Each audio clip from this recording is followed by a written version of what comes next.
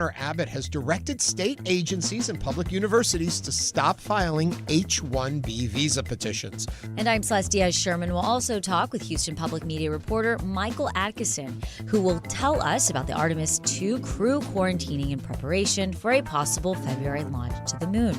Plus, Houston Grand Opera's General Director Khori Dastoor will be here to tell us about the much-anticipated HBO production of Hansel and Gretel. And as always, we want to hear from you. Give us a call or send us a text at 713-440-8870 or email us at talk@hellohouston.org.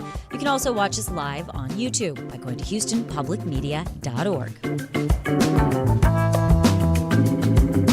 Hello Houston is made possible in part by founding sponsors John Bradshaw and Kathy Sanders, and by gifts from listeners like you. Live from NPR News, I'm Lakshmi Singh. President Trump is holding his first cabinet meeting of the year. He says he's working with Democrats on avoiding a partial government shutdown. Funding for federal agencies is due to expire at the end of tomorrow. Senate Democrats have threatened to block legislation to fund the Department of Homeland Security, among others, in the wake of the sweeping immigration enforcement campaign in Minnesota, where the deaths of 2 U.S. citizens, most recently VA nurse Alex Preddy, has sparked outcry from Democrats and Republicans. The Justice Department alleges 16 protesters in Minnesota have assaulted or impeded federal immigration officers. From Minnesota Public Radio, Matt Sepik has details. U.S. Attorney General Pam Bondi posted the names and photos of the protesters to social media before the cases were unsealed, drawing a sharp rebuke from a federal judge. The 16 are charged by complaint with obstructing or impeding federal officers, but defense attorney Kevin Rich says a grand jury must still approve the charges. It's not that difficult to make a case past the grand jury, but the DOJ has a history of bringing bogus prosecutions, as we have seen in recent months, and the grand jury is a good bulwark. One defendant, a Somali-American U.S. citizen, alleges agents injured her and called her a racial slur while arresting her and questioning her citizenship. For NPR News, I'm Matt Sepik in Minneapolis. Minnesota U.S. Senator Amy Klobuchar is running for governor. Now is our moment to renew our commitment to the common good. I'm asking Democrats, independents, and Republicans to join our campaign. It is a homegrown one born in a moment like no other. Klobuchar declared her campaign in a video message today after Governor Tim Walz ended his re-election bid, facing GOP criticism of widespread government services fraud on his watch. The Democrats are both outspoken critics of President Trump and the immigration enforcement surge in the state. The average U.S. life expectancy has hit an all-time high, according to new data released today by the federal government. But as NPR's Rob Stein explains, the U.S. still has a ways to go toward improving longevity. U.S. life expectancy increased to age 79 in 2024, according to the Center for Health Statistics. That's the highest life expectancy since the government started tracking this key measure of the nation's health and well-being in 1900. The increase in life expectancy was caused primarily by a drop in deaths from drug overdoses and from COVID-19, which fell out of the top 10 causes of death for the first time since the pandemic. But U.S. life expectancy still lags far behind other wealthy nations, such as Australia and Japan. Rob Stein, NPR News. U.S. stocks are trading lower this hour. The Dow is down 110 points. This is NPR News. Live from News 88.7 in Houston, I'm Tom Perumian. Residents who cast their ballots in the Congressional District 18 race today will have to vote provisionally. That's because early voting was extended because of this week's freeze. Federal law requires provisional ballots to be cast when polling hours are extended. Dorceal Duckins cast a provisional ballot yesterday. He says it took him between 30 and 40 minutes to vote. You have to fill out the paperwork and talk to the judge and all of that before you go to the voting booth. The county's early voting ballot board will review all provisional ballots to determine if they are accepted under Texas law. A man is dead after he was shot during a fight with Harris County deputies. Houston Police Department Lieutenant Larry Croson says the deputies were working security at the Northline Transit Center on Fulton Street around 6:30 p.m. yesterday when they were flagged down by a person who just got off one of the trains. They were contacted by a witness that advised them there was a male exposing himself on one of the trains. They went to interview that male and arrest him for exposing himself to people on the train. There was a fight. During that fight, one of the deputies was cut in the arm. Both officers then opened fire. The injured deputy suffered a non-life-threatening injury. HPD is overseeing the investigation. In sports, the Rockets drop a 111-99 contest to the visiting San Antonio Spurs at the Toyota Center last night. Rockets head to Atlanta to face the Hawks tonight at 7 o'clock. Taking a check of your weather, mostly sunny, nice today, light winds, a high of 68 degrees. It'll be partly cloudy tonight with gusty winds, a low of 38. For tomorrow, partly sunny and windy, a high of 54. Right now, mostly clear, 59 degrees on the UH campus. Get the whole story. Go to HoustonPublicMedia.org for more news and information. I'm Tom Perumian, News 88.7. Support for NPR comes from NPR stations. Other contributors include the estate of Joan B. Kroc, whose bequest serves as an enduring investment in the future of public radio and seeks to help NPR be the model for high-quality journalism in the 21st century. This is NPR.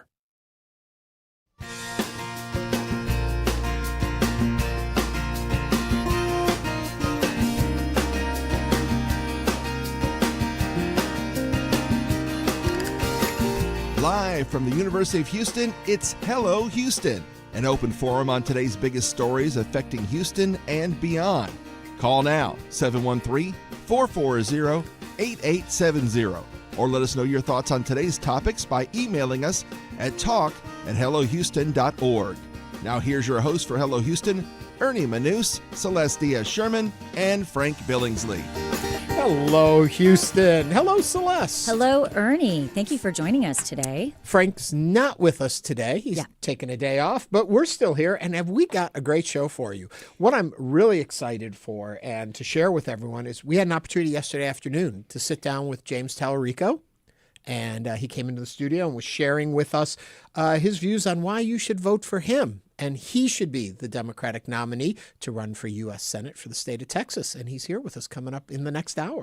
Yeah, and it's an interesting conversation, right? And when you listen to somebody, a candidate like James Talarico, who's trying to come in and, him and Jasmine Crockett are both very strong candidates for this position. The question becomes, is Texas still a place where Democrats have a place? I bet, and this is for you folks to answer too. Feel free to tell us over on YouTube. You can share with us there. Or if you want to give us a call, 713-440-8870. Do you think that this is the time ripe, or as Celeste is suggesting, maybe the time is past to turn this state blue? I think that there's an argument out there with the a concern with the way the current administration has been dealing with issues, that this may be another point where you see a blue wave, and that anyone on the Democratic ticket has more hope in a statewide office or a national office this go around. Yeah. Definitely. It'll be interesting to see. This is why I love elections. This is why I get so into it.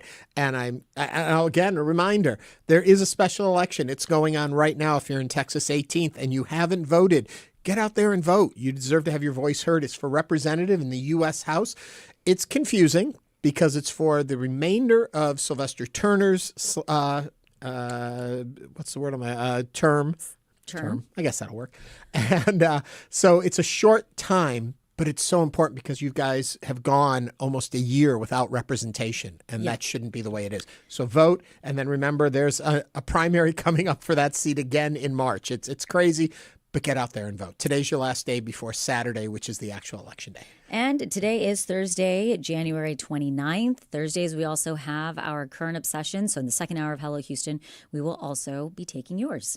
Yeah. So, that being said, usually I'd ask Frank about the weather right now. So, I love asking Celeste about the weather. Celeste, how's the weather out there? Beautiful. It's absolutely beautiful. It's clear skies, and I haven't looked at the actual forecast, but we're expecting not much, no rain. I mean, there's no, yeah, we are expecting, as Frank has told us, it's going to get colder this weekend. So, if your stuff is wrapped, at least the most recent we heard, keep it wrapped up until after this little cold snap we're getting, and then hopefully we're heading into spring. And it is sunny and it's 61 right now here at the University of Houston. I didn't even wear a coat today. I didn't either. I've been running a little warm lately, and so I'm feeling it feels great. That's Celeste. She runs hot and cold. No. Anyway, we got a lot coming up. Also, we're going to be talking about what's going on over at NASA. The Artemis II crew, they're in quarantine, getting ready to return to space. What does all of that mean for us? Michael Adkison will be here and share it with us. And something you're really excited about. Your favorite opera is happening here in Houston. Yes, Hansel and Gretel. It is one of the most, I think, one of the most beautiful productions. It really transports you into this fairy tale space. And we talk about operas, and people think, very melodramatic and very serious, and maybe an older crowd. And to me, the Hansel and Gretel opera is it's beautiful. The first time I saw it, I was transported to another world. Yeah. And I'm excited that young people here in Houston are going to have that opportunity too. Yeah. Khori Dastoor, who is the general director at HGO, she'll be here to talk to us about that. And also their concert of arias is coming up next weekend. And that's a huge event in the opera world, and we're lucky we have it. Yes. All of that being said, guess what else we have? Headlines. Take us in, Celeste. Governor Greg Abbott is ordering most Texas state agencies and public universities to stop submitting new H-1B visa applications while the state reviews how the program is being used. The H-1B visa is a federal program that allows employers to hire highly skilled foreign workers for specialized roles. The pause could affect hiring across public education, healthcare, and research institutions. In a letter sent to agency leaders, the governor directed an immediate halt to new H-1B petitions unless written approval is granted by the Texas Workforce Commission. The freeze will remain in place through May of 2027, when the next regular legislative session concludes. The move comes after Abbott raised concerns earlier this week on a radio program about the use of H-1B visas in Texas public schools. Supporters say this pause is about oversight and protecting jobs, while critics warn it could disrupt education, healthcare, and research. What do you see as the real impact of this decision for Texas? You can join the conversation or send us a text or give us a call, 713-440-8870. Like so many of these topics, I want to know more of what's going on behind the scenes. On the surface, it's that bringing in folks from overseas, or however we wanted to, bringing in folks that aren't here already, that aren't U.S. citizens, is taking away jobs from people who want those jobs. But I don't know, is there a problem getting a job because we bring in foreign talent? And I don't know what the numbers are on that. If it turns out that there's a huge pool of these extremely well-qualified folks that are already here for these jobs, maybe it's something to look at. If it's more of a masked attempt to once again attack immigration and how we bring people into this country, I think you can handle it in different ways. Right. And I think that when you look at the United States and we look at higher education, especially when we're looking at universities, one of the reasons our country is a powerhouse when it comes to this is because we bring in the highest level of talent with diverse backgrounds, experiences from other countries, which, again, the research shows, if you look at the research, when you have a group of people that come from diverse backgrounds and you bring them together, critical thinking is enhanced. You start looking at fostering richer discussions. Yes, can we always be looking at the way our systems are being done? Sure. Do we need to pause it all to do some type of I don't think so. I don't think there's a need for this. It feels a little bit of the pandering to the rhetoric that we've been hearing for a while now in this state regarding people coming in from other countries. And when we're looking at higher education within our university systems, some of the most thoughtful professors that we have come from other countries. Yes. And I think it's a bad analogy, but I think you'll get where I'm going with this. Imagine if when you listen to music, the only music you ever listened to was the music made right here in the U.S. How different your musical understanding, how much appreciation you would get, how much joy, all that. We take the best from the rest of the world. We listen to the best from everywhere. We don't just say, yes, we have great artists here, and we also acknowledge other places have great artists. To limit yourself to only one pool of artists when it comes to music, you would limit what you experience. And it's kind of a weak analogy, but I think you get the point. There's something beautiful in the diversity of what we get, the different perspectives that you learn by bringing in folks from different cultures. If you travel a lot, if you're a global traveler and you've been to other countries, you always pick up on, wow, they do that differently. And you look at why. And some things you think are wonderful, some things you don't think so much. But you have to sample the rest of what's going on there. Don't limit us. That's what I'd say. And again, supporters say this pause is about oversight and protecting jobs, while critics warn it could disrupt education, healthcare, and research. What do you see as the real impact of the governor pausing the H-1B visas in Texas public schools? The decision for Texas. Give us a call or send us a text, 713-440-8870. It's one of those things where we're going to continue to follow what is being implemented within our state. And that's something that we know is important. And when we're talking about Texas public schools, I'm not sure we're just talking about universities. We're also looking at the education system as a whole. And again, we would love to know what you think. Supporters say this pause is about oversight. Is it really? Is it about protecting jobs? While critics are warning that this could be a disruption to our education and research in healthcare. 713-440-8870. To move on to another story that's, it depends on where you sit on this issue, can be disturbing, or finally something happened that should have happened. A Houston area man, Charles Victor Thompson, 55, was executed by lethal injection yesterday at the Texas State Penitentiary in Huntsville, becoming the first person put to death in the United States this year. Thompson had been on death row for over 26 years for the 1998 murder of his ex-girlfriend, Glenda Denise Hayslip, and her new boyfriend, Darren Keith Kane. Prosecutors say Thompson shot both after an argument. Kane died at the scene, and Hayslip died in the hospital days later. In his final statement, Thompson apologized and asked the victims' families for forgiveness, adding, "You can begin to heal and move past this." His last appeal included the United States Supreme Court, and there was a request for clemency. They were denied. In 2005, after a retrial reinstated his death sentence, Thompson famously escaped from Harris County Jail and was recaptured 3 days later in Louisiana. Another federal appeal was rejected shortly before his execution. Thompson's death marks the new year's first execution amid Texas's long history of capital punishment. What are your thoughts about this execution? Are you in favor of the death penalty? What do you think? Give us a call, 713-440-8870. As many topics as we've talked about on the show, I don't know where you stand on this, Celeste. I'm pretty, how would you say? I have pretty strong feelings against capital punishment.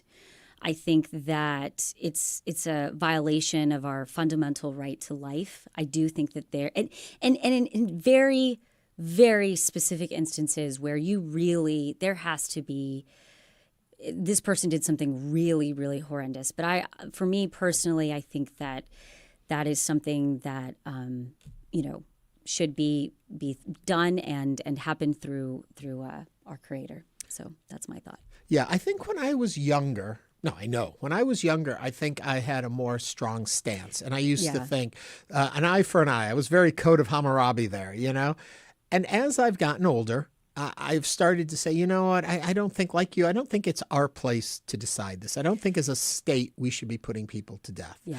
Yes, there should be punishments for crime. Yes, there should be severe punishments for heinous crimes. Yeah, and I'm pretty, I'm very much The mom in me is like, absolutely not. There are rules. You leave dishes in the sink here at work? Celeste would give you the death penalty. No.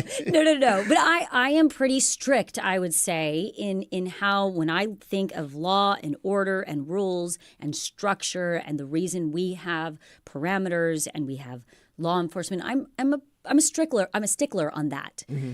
However, capital punishment to me is the one area, as with like you, Ernie, that I think as the older I get, the further away I think. Now, and it's very expensive, and I also understand our jails are overcrowded. There's a lot there, but that is, I don't know, that's the one place where I think that to sit in a cell and know that you're going to be executed, I'm not sure. Yeah, I guess it's kind of like, and I hate to make this analogy, but kind of like me and helicopters.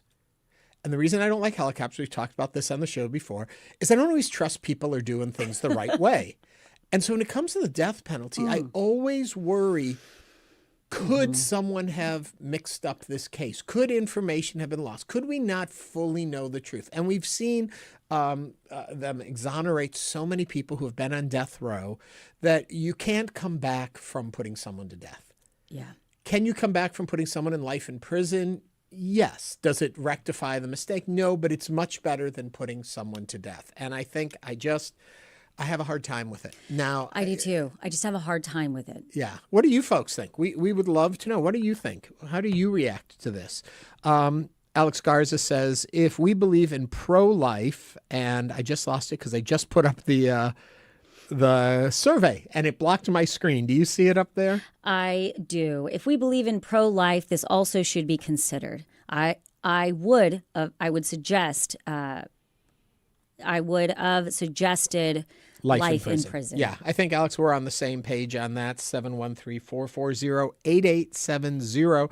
Let us know. What do you think? I mean, there are the crimes that are, as we call, heinous. There are these crimes where you see no redemption in them. You see brutal murders. You see brutal attacks on people. What should the punishment be then? If you take capital punishment off the table, and then becomes the argument, keeping somebody in prison for life, the cost on that to the state. But really, I would rather spend the money than put a person to death. I don't think it should be on anyone's hands. I don't think a jury should sit there and walk away knowing that they said someone should be killed. I think I have problems with it. No, I agree. And again, 713-440-8870. Let's go to Aisha from A-Leaf. Aisha, welcome to Hello Houston. What is your comment or question? My comment is that Texas, we completely have taken away the right for a woman to have an abortion. You cannot have an abortion. You cannot end that life. So why is it that we lead the nation in taking lives of people that have committed a crime? Every life is valuable. Every life is the same. They have done horrible, horrible things. But it's if you tell a woman she can't have an abortion, you should be able to tell someone, we're not going to put you to death. It doesn't seem fair. It's not right. It doesn't make sense. And Texas leads the nation in capital punishment. Yes. And we led the nation. We're prosecuting a woman from Delaware who's sent some medication to a woman to terminate a pregnancy that was unviable. I don't see the logic in it. It's not fair. It doesn't make sense, in my opinion. And thank you, Aisha, for those comments. I think the argument you would get back is that the unborn child is an innocent that had nothing. I think that's what the argument would be, and that the person that is being put to death by the state has done something, we keep using the word heinous, outrageous, and therefore that would be the difference there. But I understand if you're valuing life as a society, as a community, and we have said that every life matters and every life should have a chance, that mistakes, problems, things people do wrong, it's not our place. As put it back to Celeste said, it's not for us to decide. No. And again, 713-440-8870. Let's go to Mike from League City. Mike, welcome to Hello Houston. What is your comment today? Thanks for having me on. Essentially just that far too often we, in addition to just accidental misjustice being carried just because, bad evidence or whatnot, we've seen far too often, particularly in this country, where Black Americans are essentially the recipients of the death penalty vastly more so than their white counterparts, even for the same crime. In addition to the fact that just historically within our country, a lot of times we look for swift justice versus seeking actual justice. Mike, thank you for those points. I think part of it, too, the swift justice part also gets me. This person stayed in prison for almost 30 years before being put to death. There's another part. If you think that this crime deserved that kind of penalty, well, then carry out the penalty. Yeah, you know? right. But, 713-440-8870. Let's go to Dennis from Garden Oaks. Dennis, welcome to Hello Houston. Yes, my neighbor was 8.5 months pregnant and was murdered and got buried with her baby. And the gentleman that did that crime was a domestic violence perpetrator, and she helped the person get away. So there's no justice for someone being murdered. There really is none. And putting someone else to death is not the solution. It wouldn't bring closure faster. Closure happens when you stop breathing. There's no closure when someone murders your neighbor who just had a baby shower.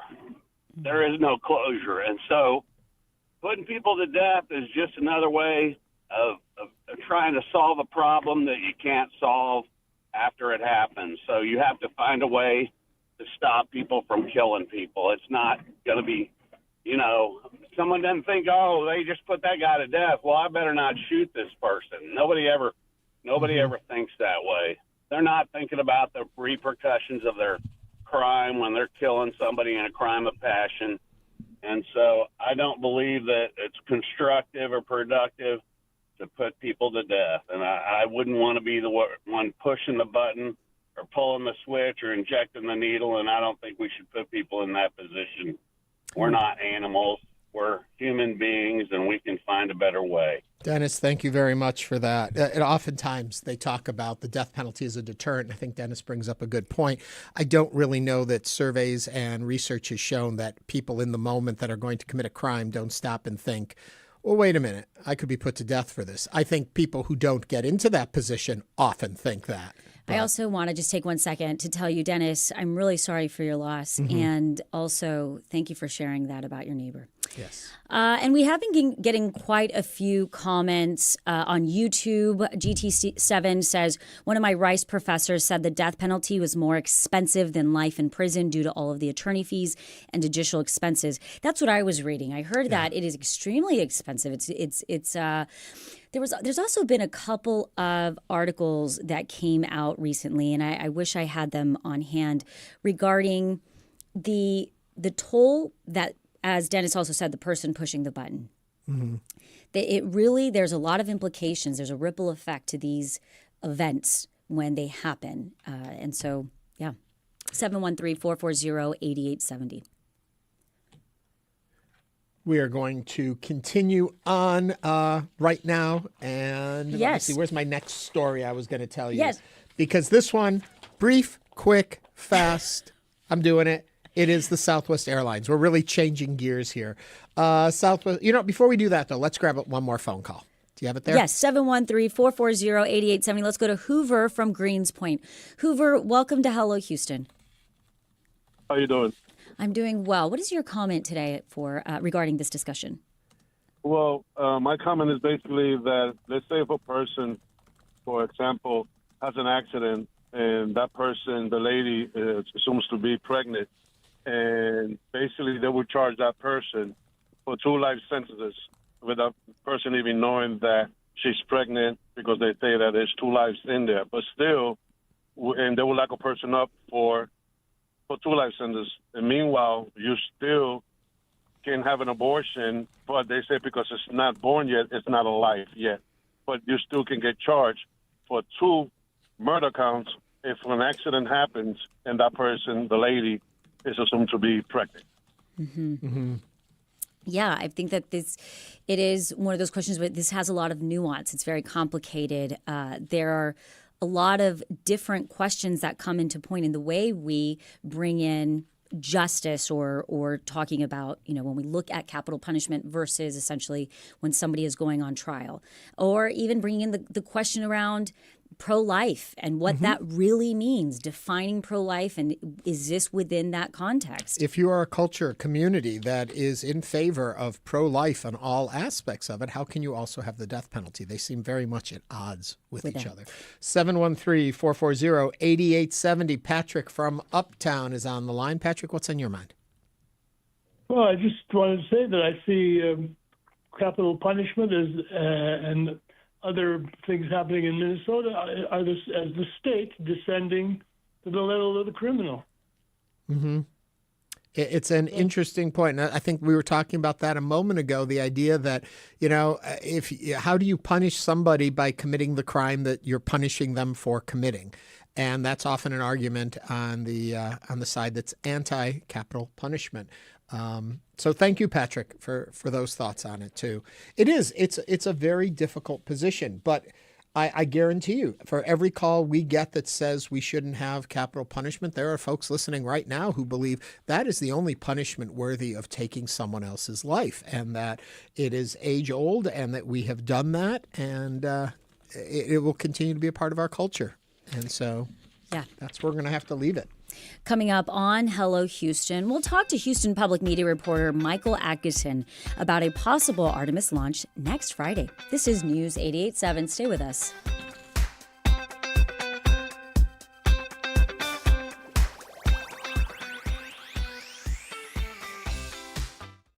Hi, I'm Lenny Ambrose from St. Arnold Brewing Company, proud supporters of Houston Public Media.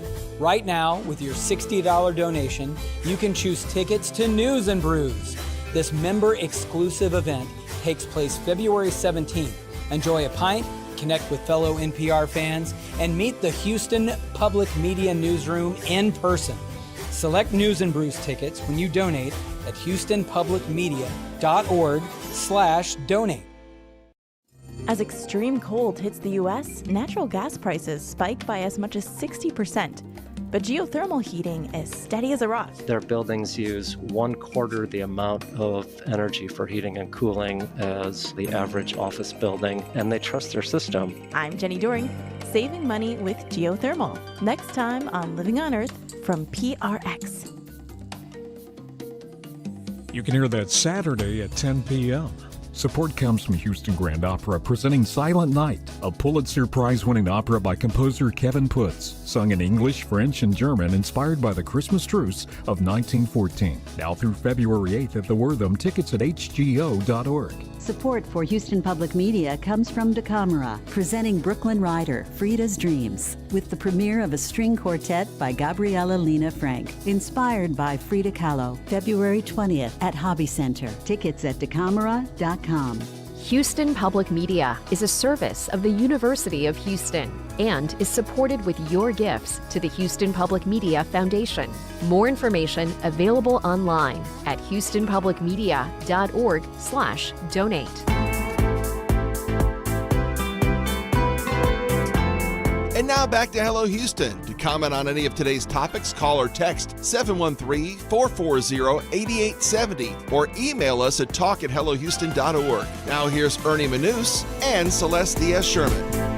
The 4 astronauts set to head to the moon in the Artemis II mission are now in quarantine right here in Houston. That was announced by NASA in preparation for a potential February launch.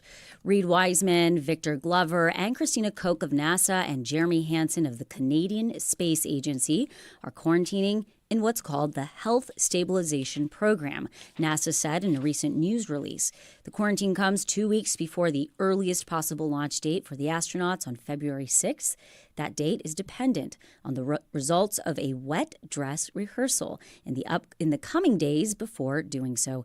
Joining us now to tell us more is one of our favorites, Houston Public Media reporter Michael Adkison. Hey, good morning. Michael, before we get into the Artemis II launch, yesterday was a big day regarding space and NASA. Sure. We go back 40 years ago to the Challenger launch, and we all, bring us up to fold with that. Right. So 40 years ago yesterday was the anniversary, or 40 years ago yesterday was the Challenger disaster that happened. Right. everyone remembers where they were that day. I was not alive at that point, but it is one of those, we were talking about it yesterday in the newsroom. It's one of those monumental moments in not only American history, but, NASA's history of space flight, where everyone remembers exactly what they were doing when they heard about it, what they found out about it, on par with the September 11th attacks. It really was just a singular moment of, exactly where you were in that moment. And it really shaped the way that NASA has approached space flight in the aftermath since then, particularly when it comes to astronaut safety. I remember the last time I was on here talking about Artemis, I brought up a book that came out last year called Challenger, that's by Adam Higginbotham, which is a history of exactly what happened with the Challenger, what led to the disaster, and what went wrong with it. So here we are now, 2026, 40 years later. Artemis II is set to go to space. NASA has certain criteria that they're going to take into consideration with the goal that it would not repeat what happened in 1986. The biggest factor that led to the Challenger explosion was there was a specific piece of infrastructure on the space shuttle, which was called an O-ring. And it was rubber, and it would seal rocket fuel from leaking from different parts of the space shuttle. That O-ring was rubber, but it didn't perform as well. It became stiff when the temperature was cold, so it wouldn't seal properly. And on that day in January 28th, 1986, it was quite cold in Florida, which is unexpected. It was very cold, and so those O-rings weren't sealing properly, and that led to the explosion. So now, here we are, 2026. One of the main criteria that NASA will consider whether or not to fly Artemis is the temperature outside. And not just on the ground, but also in the air. They have to take into consideration whether or not, I believe that temperature range is 38 degrees to 48 degrees, and they're also factoring in wind chill and humidity. If it is within that range, they will consider not flying Artemis II ground on that day. Whenever that day is announced, it could be as soon as next week, but if it is in that temperature range, they will not fly Artemis II. They will scrub the launch for another day when it is not quite so cold outside. I'm assuming from your answer, though, that the solution wasn't, we know we have rubber that can't hold up to certain temperatures, therefore we're not going to do it when those temperatures are there, as opposed to we needed to find a substance or a better rubber that can respond in different temperatures. It seems like if it's temperature dependent, they're doing it backwards.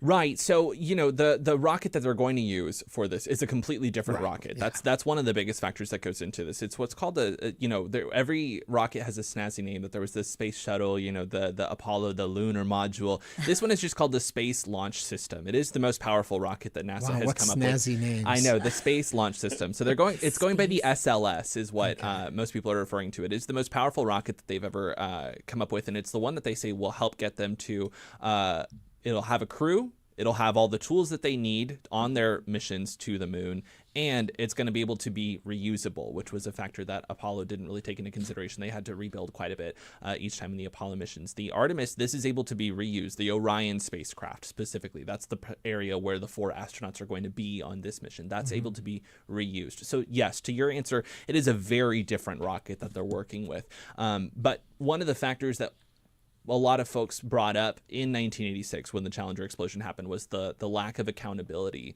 That, there are several different levels of bureaucracy that these launch day decisions go through.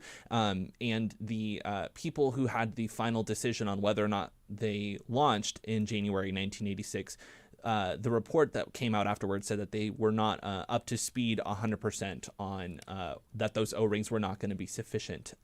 So, there's the infrastructure side, and there is the accountability side, the government decisions that led up to what happened that day. And that is one of those things that, we're going to prepare for and see what we can do in Artemis, but it's just going to be one of those day of decisions of, will the government do their job, essentially? As we listen to these days and as we follow politics too, do we know, is there any pressure coming to the space agencies saying this has to happen sooner than later, or are they being given a broad berth? That's a good question. And I don't have insider Washington know-how. I will say from my perspective, there's a lot of pressure for these astronauts and space crew to launch in February. There's a big spotlight on this right now, and you will see everyone is saying, yes, we want to launch as soon as possible. And that could be, again, as soon as next Friday. We will know here in the next few days what their plans are. There's a big spotlight on them at the moment. That being said, the folks who are going to be in charge of the launch have made very clear that they're going to take safety and protocol into consideration when it comes to launching. They're not just going to make the decision willy-nilly of, it's not a 50-50 shot. Maybe we'll decide whether to launch or not. They said they're going to take everything very seriously when it comes to those decisions. But again, there's a lot of pressure. There's also a lot of attention on the fact that it's the 250th anniversary of the United States. There's a big spectacle aspect to all of this. So yes, certainly there is a bit of pressure on them to launch sooner than later. And I guess what concerns me, and I'm happy you're here explaining this out through, because as soon as I heard they went into quarantine, I thought, oh, they're moving this along regardless of what the weather is because they want to launch next Friday, But there is leeway there. Definitely. And I'll say that NASA has even said, yes, they will be in a 14-day quarantine. They will be healthy for their February launches, but I can even give you the dates. If they don't launch by February 11th, they are not going to launch until March. That there are certain windows of availability based on the way that the moon is lined up with the Earth, and it's so fascinating to think about. But they're not going to be in quarantine for a month straight. It's going to be 14 days, taking up the time through the potential launch dates. The last one in February is going to be February 11th, and then after that, they will not launch until at least March 6th. There's a hefty period in there where the astronauts will not be in quarantine. And then, once we get to those March dates, if that's when NASA decides to launch, they will go back into quarantine and do this whole process all over again. You're listening to Hello Houston. We are speaking with Houston Public Media reporter Michael Adkison about the Artemis II launch. And if you would like to join the conversation, you can call or text 713-440-8870. We did get a question, Michael, from YouTube, from Sean Radigan, who says, how many fuel tanker launches will it require for a moon landing by Artemis? That's a good question. I'm assuming they're referring to how many times will it take to get to, how many times are we going to go through this whole process to get to the moon? Mm-hmm. The answer to that question is NASA is hoping that by Artemis III, which is going to be the next mission after Artemis II, you would assume, that on Artemis III, they're going to be able to land on the moon. Obviously, that is going to take very small ironically small steps for man.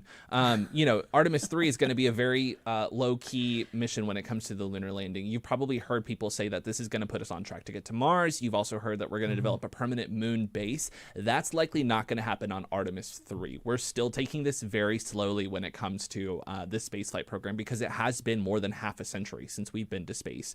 They're not going to just rush in and do everything all at once. They're going to take their time a little bit. But that being said, they're hoping to land people on the moon by Artemis 3, which could launch, they're estimating, as soon as 2027. But obviously that's going to be quite contingent on what happens with Artemis 2 and what the next year looks like for NASA. Explain what Artemis 2 and Artemis 3 mean. Is it the ship itself? Is it the program? What is defined by the name? Sure. So we're in the midst of what we call the Artemis era. That's what NASA has been calling it, almost like there was an Apollo era. You'll note that Apollo and Artemis were siblings in Greek mythology. Yes. So Artemis missions are all of these missions that we're going to be going on. So this one that's coming up is the Artemis II mission. So, is the mission simply this flight up and back? Yes. Or is it a series of flights before you move on to that? Because in the old days, each ship was gone after it had been launched, so we renamed them and went again. Exactly. Now it's a concept more than a ship, if I'm correct. I would say you're correct. Yes. Instead of a ship. That's a spacecraft. Well, so I'll answer all of that. I'm long-winded. Ready? So the whole mission is the Artemis II, from it lifting off to getting back into the water off the coast of San Diego. That's the Artemis II and then mission. It's done. And then it's renames. done. Then we will go to the Artemis III mission. Okay. The Space Launch System and the Orion spacecraft, as much as we can, we are reusing aspects of that, the rockets and the spacecraft all together. So that, like I said, the Orion spacecraft is what they're calling the section where the astronauts are going to be, as well as a lot of their equipment that we're going to be reusing. That's what they're going to land in when they get back into the water. That's going to be reused, and that's referred to as the Orion spacecraft. But yes, to your point, it's the Apollo 2 is from liftoff to back into the water, and then we move on to Apollo 3. If you're not watching on YouTube, to see Michael's expression while he's looking at me saying, that is the Orion 2. Ernie, sometimes. No, I do want to get to this question really quickly. Is the new rocket bigger than those used in the Apollo days? Yes, it is. And it's a much more, there are so many things that you have to put into perspective. I mean, think about where we were in 1972, the last time we flew man to the moon. We did not have iPhones, certainly, but we didn't have laptops. We didn't really have the computer systems that we had. So yes, it's a very different rocket. I don't have the Apollo 17 dimensions in front of me, but the the Space Launch System that's going to launch, I believe, is in the ballpark of about 270 feet. I'm trying to pull up some writing that I had done just the other day. While you look at that, I'll just say that a friend of mine involved with NASA said that when they put the people on the moon the first time, we have more computer power in a pocket calculator than they had to put someone on the moon. Right. That's the craziness of technology. So the Space Launch System is in the ballpark of roughly about 300 feet. So, it's a massive thing that you always hear astronauts and other folks who are in Florida say that, you really grapple with the mission and the weight of it when you see how big it is. That's what a lot of the astronauts have said. That Christina Koch said that her husband was really excited for the mission, and then when he saw the rocket, he was like, "Oh my gosh, we're doing this! Like, you're gonna have to go up into space." It's like, good luck. Right. Michael, thank you so much for joining us today on Hello Houston. Michael Adkison is a reporter for Houston Public Media. If you want to see more of his coverage, you can go to houstonpublicmedia.org, and there's a lot more that Michael has to say. Yeah, and if things go on schedule, we'll probably see you here in a week. We'll hear back.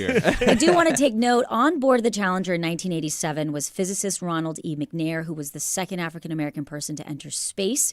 And StoryCorps, if you go to StoryCorps, has a great little story about him as a child with big dreams in Lake City, South Carolina. I suggest everybody go check it out. It's a great little story.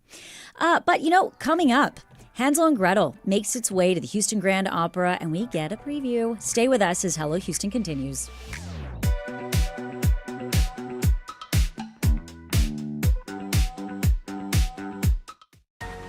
We know you value Houston Public Media. That's why you're watching right now. So take the next step and become a new member of the station you rely on. Every gift makes a difference. And what matters most right now is supporting the station that brings you the news and information you rely on. It only takes a minute to make a big difference. So join as a new member today at houstonpublicmedia.org/donate or call 800-364-8300. Under President Trump, the FCC has taken an active role in policing content on broadcast networks. It is such a fundamental tenet, or was, of the conservative movement post-Reagan, during Reagan, that the FCC has no business doing this in the first place. How this approach may be running afoul of free speech protections. That's next time on Think. You can hear that tonight at 10 o'clock. I'm Jeremy Hobson. Next time on The Middle, the fatal shooting of another American citizen by federal authorities in Minneapolis. What does Alex Preddy's death mean for the future of immigration enforcement? Have the aggressive tactics being used by ICE under the Trump administration gone too far? And what does all of this mean for our democracy? Have your say on The Middle. Listen tonight at 8 p.m. I'm Christopher Kimball from Milk Street Radio. What really happened to Gourmet Magazine? Well, this week we chat with Gourmet's final editor-in-chief, Ruth Reichel, about the magazine's rise and fall, the expense accounts, and the politics of publishing. Plus, we meet the pasta grannies, and we get a lesson in hotel room cooking from Alex Inuz. That's coming up this week on Milk Street Radio from PRX.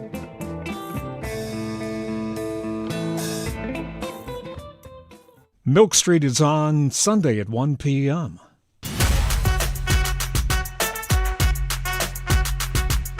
And now back to Hello Houston. To comment on any of today's topics, call or text 713-440-8870 or email us at talk@hellohouston.org. Now here's Ernie Manous and Celeste Diaz-Sherman. The Houston Grand Opera is one of Houston's most daring and beloved cultural institution, known for bold storytelling and world-class talent. And what makes it uniquely Houston is its deep commitment to reflecting the city itself, diverse, ambitious, and globally connected. The company is now bringing fairy tale magic to the stage with its upcoming production of Humperdinck's Hansel and Gretel, which happens to be my favorite opera of all time. Joining us to talk about that and what's ahead for HGO is its General Director and CEO, Khori Dastoor. Khori, welcome to Hello Houston. Hello. Thank you for having me. Hello, Khori. Now, Good to see you. I don't consider myself like somebody that knows a lot about opera, but I got to see a production of Humperdinck's Hansel and Gretel for the first time, and that is what made me fall in love with the opera. And then after that, I was like, I want more. Talk to us a little bit about what makes this production so special. You are so not alone, Celeste. So many of us remember Hansel and Gretel as sort of the quintessential opera from our childhood, from our youth. And because there's children in it, we have the opportunity to really be exposing this art form and all of its magic to people of all ages, which makes it just a beautiful joy to work on and produce. The local kids who are in our production are knocking it out of the park. So what to say about Hansel and Gretel? It's, first of all, fairy tales. It's an interesting thing that we as humans come back to these stories centuries later. I mean, a witch who's maybe eating children. What's this story about? But actually, if you think about it, it's about kids finding their own agency and stepping out from their parents' protection to actually face the big dark world, and they are triumphant. And that, I think, is a story that resonates no matter what age you are. Yeah. And when you couple that with this incredible score, just every tune we know, and the most beautiful orchestration. It has the sophistication of any Wagner opera. And of course, at Houston Grand Opera, our beautiful performing forces, the singers, the orchestra, it's just a world-class standard. And so we have always believed at HGO, kids deserve the best. If we're going to do something, we need to do it at the absolute highest level, because that's what they deserve. And these experiences between the ages of 8 and 13, which we call kind of the golden window, that's when we have the opportunity to really open a window in a child's soul for what the arts can bring to them. So we're just honored and privileged to be producing this for opera fans of all ages. And, if you're not an opera fan, this one might have that impact on you like it did Celeste. Opera experiences. That's what I think. Background of opera experiences. Well, the thing that I like about this and the idea behind using it as a gateway drug, in a sense, into opera, as an adult, my first one was one of the Ring cycle. And I was like, oh my God, that's heavy opera. Yeah. This is something that says, look at what opera is, what it is. It's grand theater. It's amazing music. It's incredible talent brought together. And I think a Hansel and Gretel will make you love opera, where maybe a Wagner or something might be a little hard to magic. Digest. It's a short evening. You're not stressed about staying up too late. Who doesn't love a wicked witch? And this set, I will tell you, from our friends at Covent Garden at the Royal Opera and Ballet, have created just a completely fantastical experience full of magic and surprises. We're in the Bavarian woods.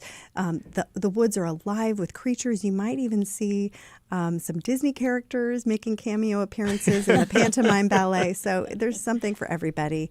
I'm just so proud to share it because, for those of us who've seen opera all over the world, we know what we're looking at. I think some Houstonians don't really realize right in their backyard, world-class opera. Yeah. There's the term I wanted to jump on, world-class opera. I think a lot of people think when you think of grand opera and the beauty and the spectacle of this art form, you have to go Vienna or New York. And Houston is a major player on the same stage with all of these great companies. It's so true. I wish I could share with more Houstonians what I hear when I'm traveling in Germany, in the United Kingdom. Houston Grand Opera, Houston Grand Opera.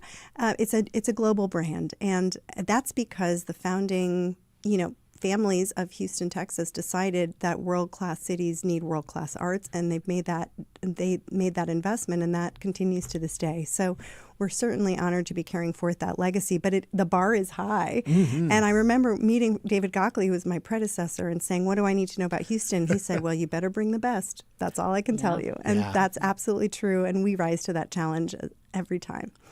And it is also challenging because there is the need to serve a community that wants the hits. You know, they want the shows they know. Right. But there's so much to be educated about in the art form. And I think that's what HGO has always done so brilliantly, is that you've put the recognizable names in there with ones that maybe aren't as recognizable to show the full birth of what opera has to offer. And we Support get that comes right from here Alley in Harlem Theater. City. Thank you. And I mean, the opera, all it is a song with music and a story. So that can be anything.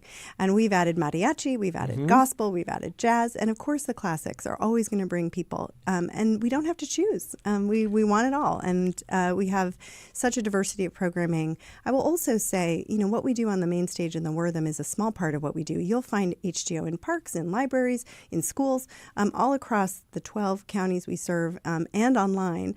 We're hoping to bring home a Grammy this weekend, nominated for Best Opera Recording. So it's a really multifaceted art form and invites people to participate in all different kinds of ways. You talk about all of that. I would be remiss if I don't bring up what's happening next weekend, and I am thrilled again, and thank you to be a part of it. It's our honor.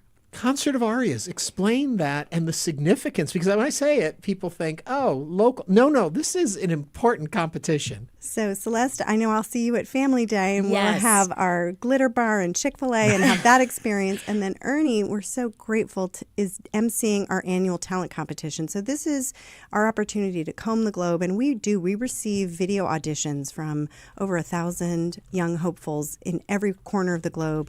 Our music staff vets them and listens to them.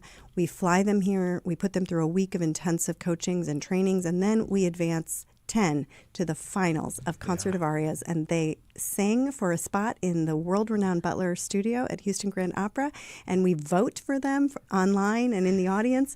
And, you know, for many of these young singers, this is their first opportunity to sing with a full orchestra, maybe their first time out of their home country, and we really do see dreams come true on the stage that night. So it's a thrilling evening, and we're so excited, gearing up to welcome them. I think a lot of people wrongfully assume opera, it's the old people art form. When you see these kids, these young folks, and their amazing talent, They are. and they're young, and they've been studying this for years, and they bring that, and like you said, when they get to sing with an orchestra, and I've talked with them, and they light up. It's a chance of a lifetime, and then to get to move into this art form in that level, just amazing. And my favorite part is always telling them where they can find their home country's cuisine in our city. And they go and they're like, wow, that was so good. And I'm like, I told you, no matter where you're from, you can find your food here in The Houston. part I get to play in it is the online part, so anybody can watch it, and tell them where they can find it. That's right. Go to our YouTube channel or hgo.org to tune in live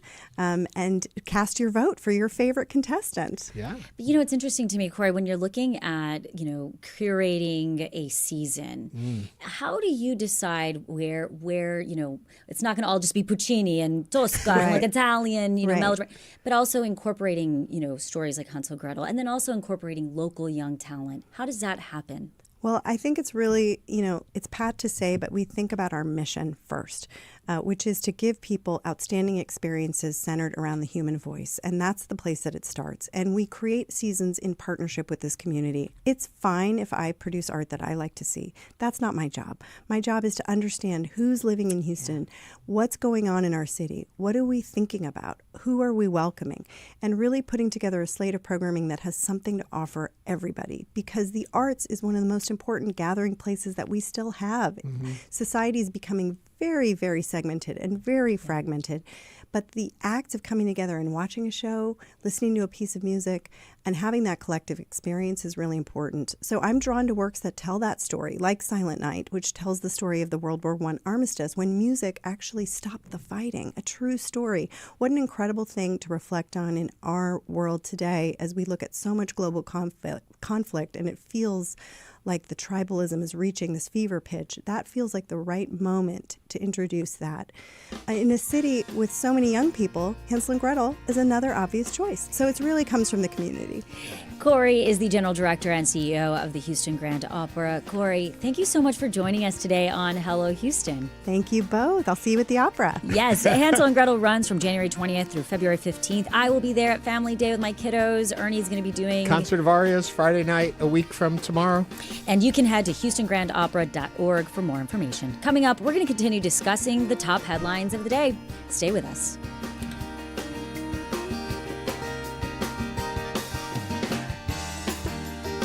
Stay tuned. There's more Hello Houston on the way with Ernie Manous, Celeste Diaz-Sherman, and Frank Billingsley. For the latest in local news, subscribe to the Hello Houston daily newsletter at houstonpublicmedia.org. Hello Houston is a production of Houston Public Media. The opinions expressed by the guests of this program are solely their own and do not represent the views of management, staff, or underwriters of Houston Public Media. This is News 88.7.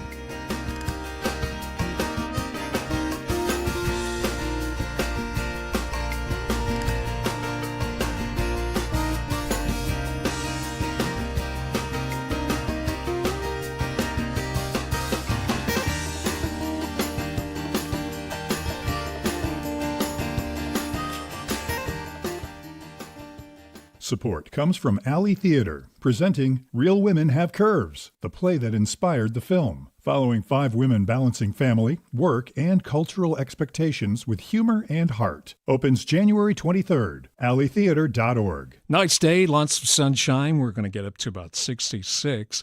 Tonight, a low near 38 and partly cloudy and 60 now. Your NPR station, KUHF Houston News 88.7, a service of the University of Houston.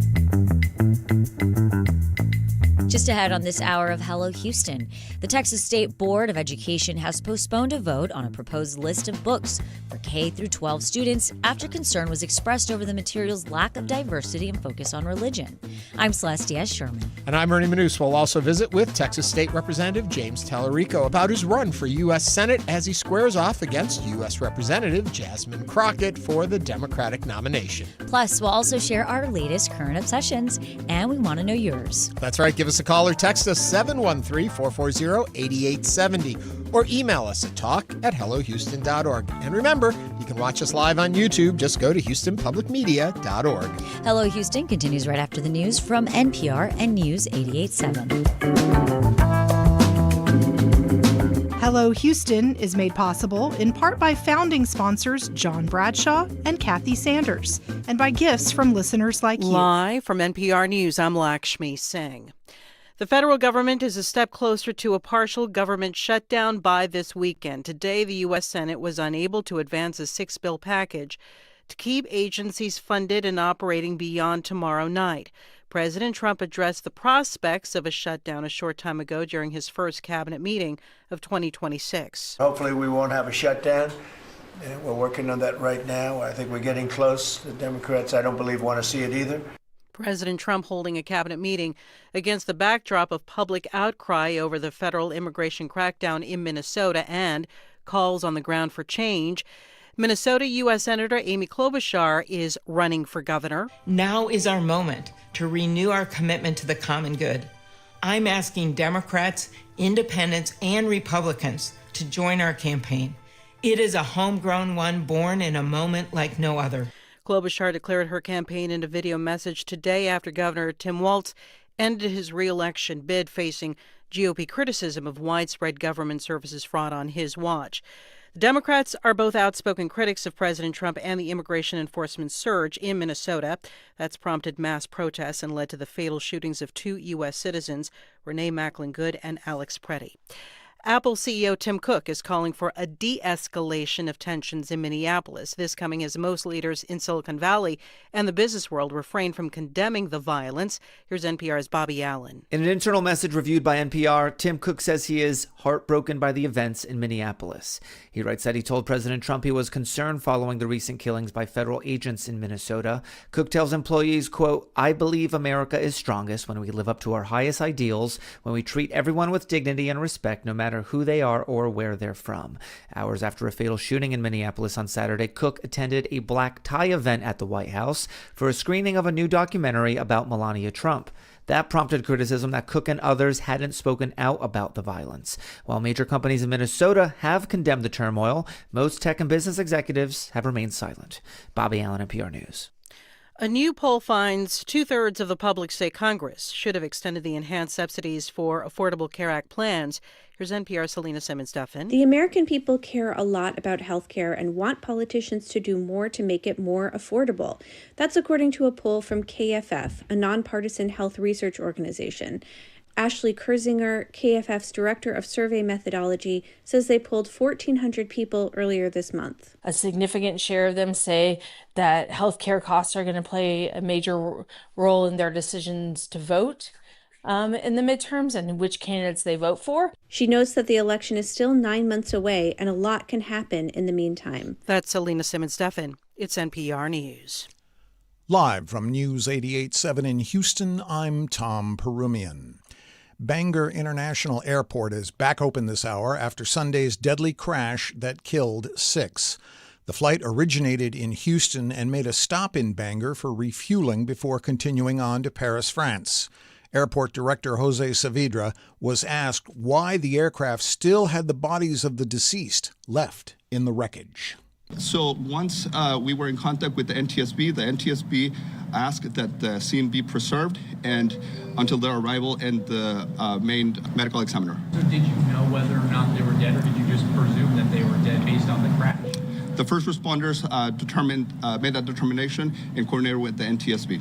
The National Transportation Safety Board is on scene and taking over the investigation.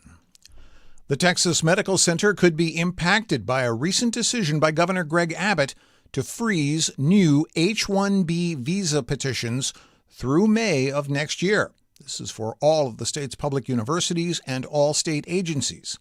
Ken Yanda at the University of Houston, he says there are hundreds of workers in the medical center on these visas, and this additional restriction will likely compound an existing problem. We have a real shortage of healthcare providers, and so there's been lots of effort to increase the supply of both direct care physicians as well as researchers. So there's a lot of H-1B visa holders that are doing research in the Texas Medical Center as well. So it's a real issue. Yanda was a guest on Houston Matters. He called it concerning that in the midst of this shortage, the governor would be exacerbating the problem. Checking your weather, it's going to be mostly sunny today with light winds. We'll see a high of 68 degrees. Partly cloudy tonight with gusty winds, a low down around 38. On Friday, partly sunny and windy with a high of 54. Right now, mostly clear, 60 degrees on the UH campus. Get the whole story. Go to Houston Public Media for more news and information. I'm Tom Perumian, News 88.7. Support for NPR comes from NPR stations. Other contributors include Fisher Investments. As a fiduciary, Fisher Investments is obligated to act in their client's interest. Learn more at FisherInvestments.com. Investing in securities involves the risk of loss. This is NPR.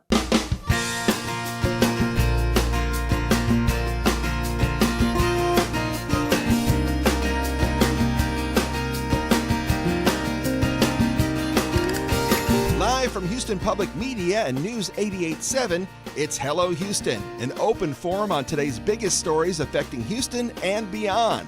Call now, 713-440-8870, or let us know your thoughts on today's topics by emailing us at talk@hellohouston.org. And now, Hello Houston with Ernie Manous, Celestia Sherman, and Frank Billingsley. Hello. We are back again for the second hour. Frank has the day off today, but you're in the very good and capable hands of myself and Celestia Sherman. So we're happy to do that. If you were listening in the first hour, we were talking about the Artemis II heading to space again soon. And we had a poll question. Remember, there's always poll questions happening over at our YouTube channel, so feel free to go there and take a look.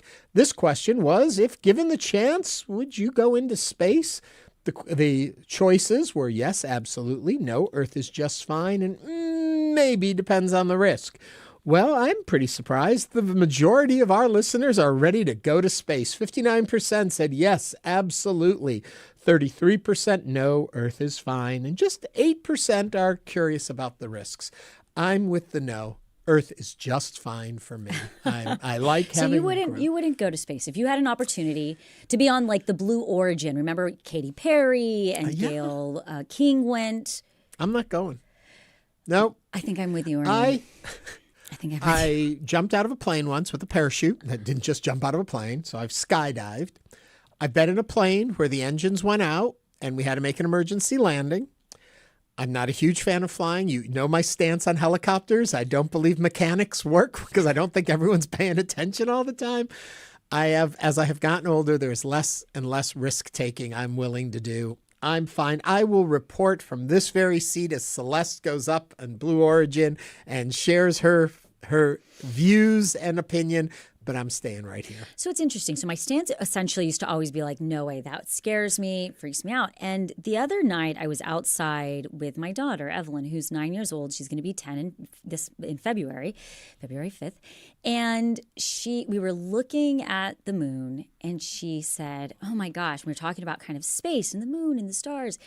And she said, Mommy, that scares me. And I remember looking at her and saying, oh no, Evelyn, think about all the amazing things and the things you get to study and do.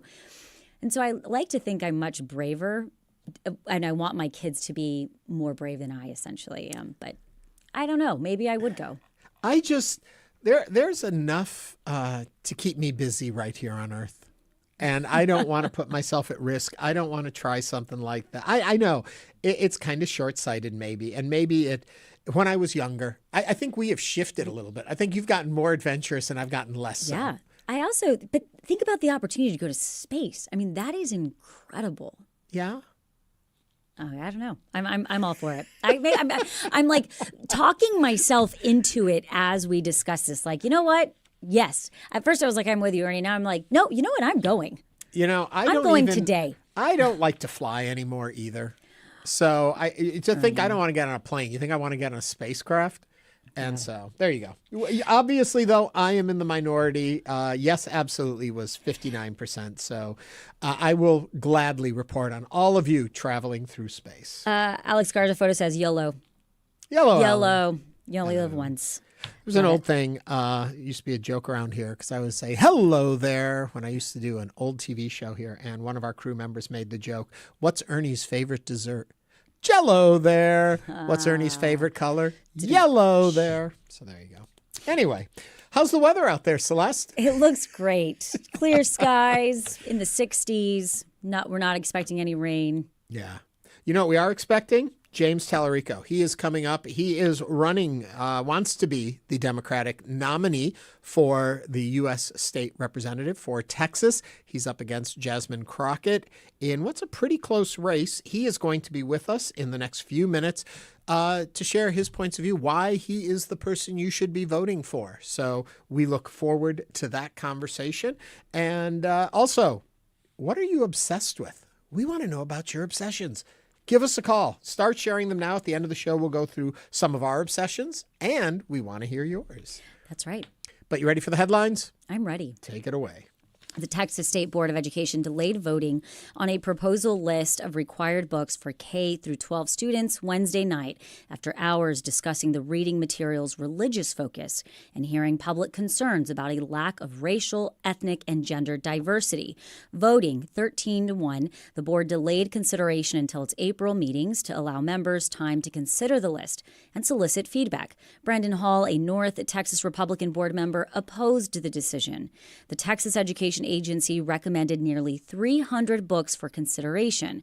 The list includes childhood favorites and classical literature across a range of genres, from Dr. Seuss' The Cat in the Hat to S.E. Hinton's The Outsiders, while also incorporating religious materials with a Christian focus, like The Parable of the Prodigal Son and The Road to Damascus.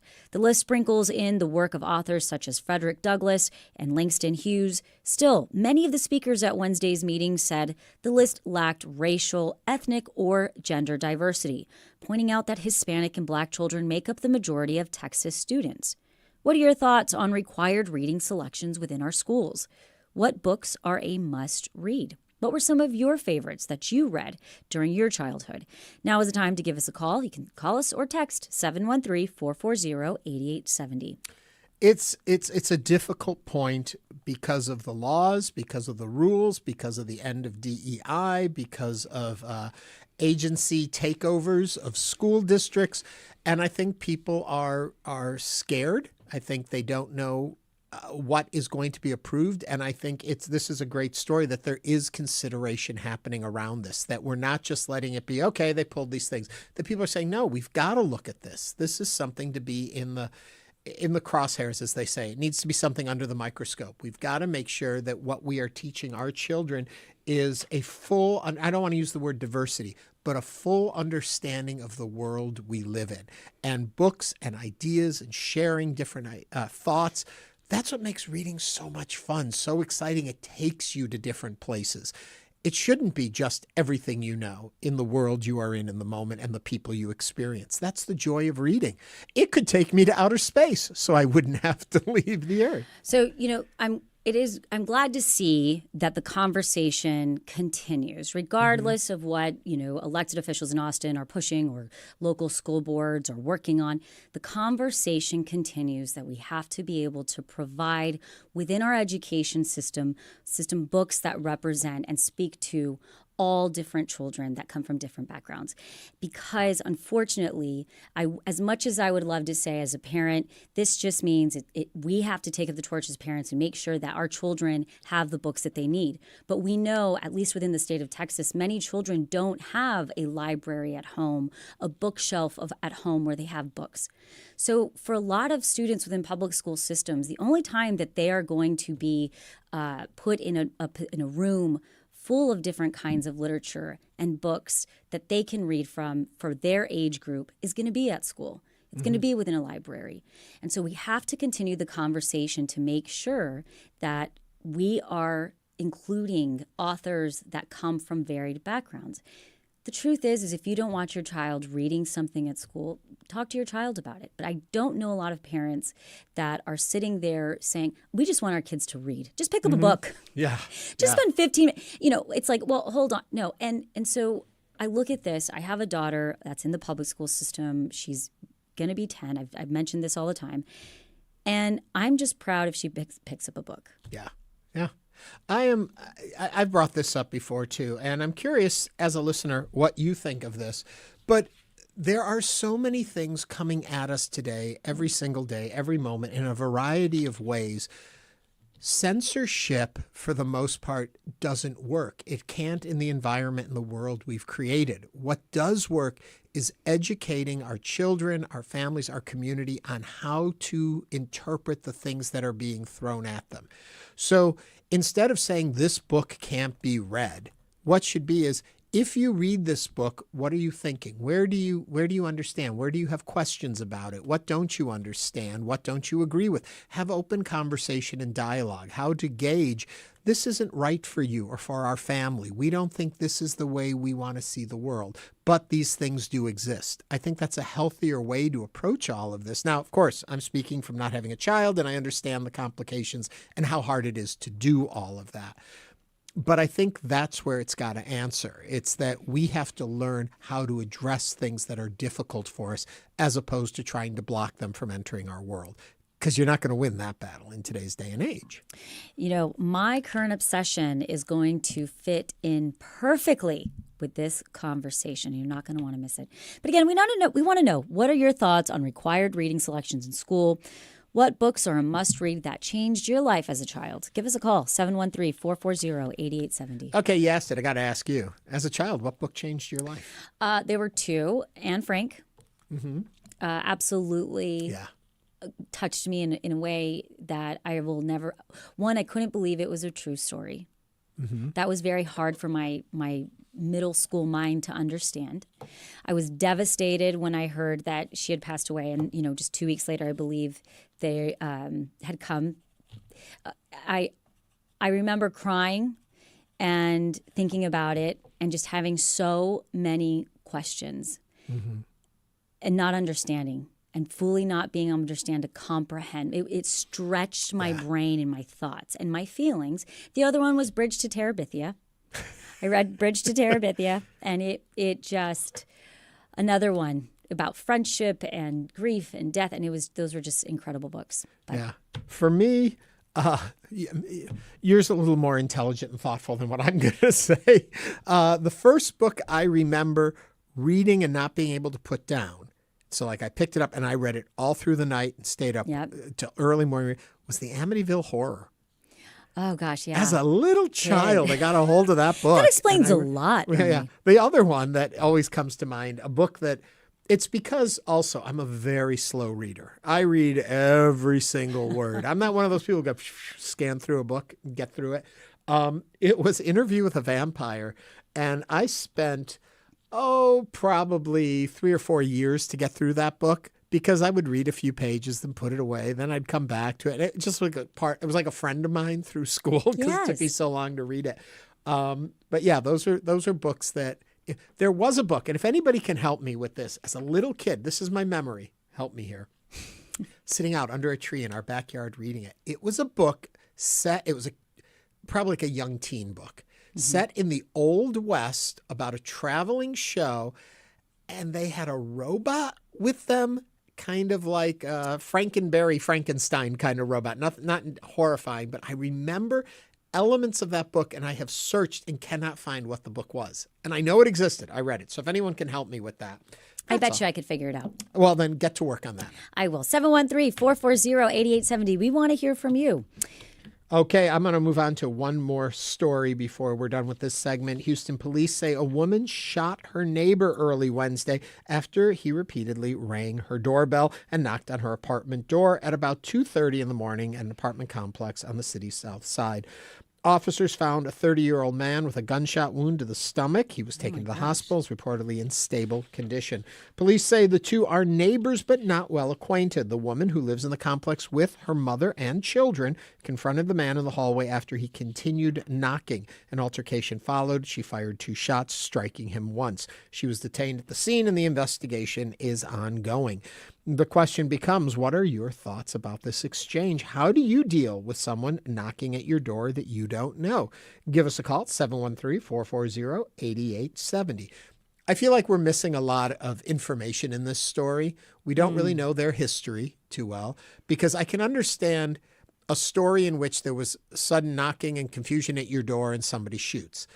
They had an encounter. She came out and addressed the person, and then the shots were fired. So I don't know what happened in that encounter that led to that, why the threat was there. So I don't know enough about that part of the story, but how do you handle if you're not expecting someone, you're home, hubby's out of town, you've got the kids, there's 3 a.m, massive knocking at your door. What goes through your mind?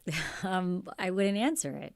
Yeah. And I'd honestly probably call the police. And I would just, there's no reason for somebody to be knocking on my door. Maybe I would, so full disclosure, my front door is just glass. I don't understand you people that have those front doors of glass. They scare me. My front door is full of glass. And so I probably would just peek. I mean, I probably would run and peek to see. And if it's somebody that I don't know. Now, if it was somebody in danger, of course, that seemed like they were in distress. Right. I 100% would probably open it and see if they want me to. I mean, this is very hypothetical here. Right. But if somebody looked like they were in distress, and probably a woman, I would open the door. If it was a man at 3 a.m. knocking on my door, I would not open it, and I would call 911 to see if what he needs or that person needs. If it was my neighbor and I knew them, I know my neighbors well, I would open the door. Even then, I think I would feel a little bit concerned. Mm-hmm. But this is very odd to me. I don't have a gun, and so I would not. I'd be in a vulnerable position. Let's just put it that way. Yeah. We also have to take into consideration Texas does have the Castle Doctrine, which does give you the right to protect your home and property. Therefore, if someone comes onto your property and you shoot them, they shouldn't have been on your property in the first place. You can shoot in this state. Yes, but I also, which is very it's concerning to me that you don't just shoot people. You shouldn't. You shouldn't. Even if they're knocking on your door at 3 a.m, and that still does not give somebody the right to shoot. That's why this story is a little confusing to me, because it wasn't just that he was at the door. And also there's the element of the mother or the parent and the children in the house too. So I can understand that you are heightened in the protective mama bear kind of mode. But it wasn't that there was the disturbance and the shooting happened. There was disturbance and there was some sort of interaction that happened. And that's where I want to know more. Right. But I again, I think it's one of those things where last year, August 2025, we saw the 11-year-old little boy who was shot in East Houston while playing Ding Dong Ditch. And the owner said that he kept knocking on his door and he shot the little boy. So And the stories were reporting she confronted the man in the hallway after he had continued knocking. So 713-440-8870. Nelson from Cyprus is on the line. Nelson, what are your thoughts? Yeah, I just wanted to comment on something that Celeste just said. One of my cousins, a lady came to her door and was acting in panic and said, my baby. And so my cousin opened the door, and home invaders came in and held them hostage and took the money and so on. Very, very bad. So I would say that even if someone comes to the door and if somebody that you don't know, if it's a neighbor, that's different. But if someone you don't know doing that, I would still say I'll call the police for you right now. And another time, my mother, a car was stopped alongside the road, the hood up, and people said, "Hey, we're in distress here. Can you help us?" And she said, "I'll call the police for you." Mm-hmm. And they slammed the hood down and took off. So it's not. You got to be very careful. Nelson, thank you so much for calling and looking out for me. I appreciate that. Yeah, and Nelson, sorry about the stories that you're sharing with us. And I think that puts us in a very difficult predicament in today's day and age when so many people want to do good and help. And there are people in desperate need out there, but at the same time, there are ne'er-do-wells, if I may use that term. Yeah. And you always have that decision.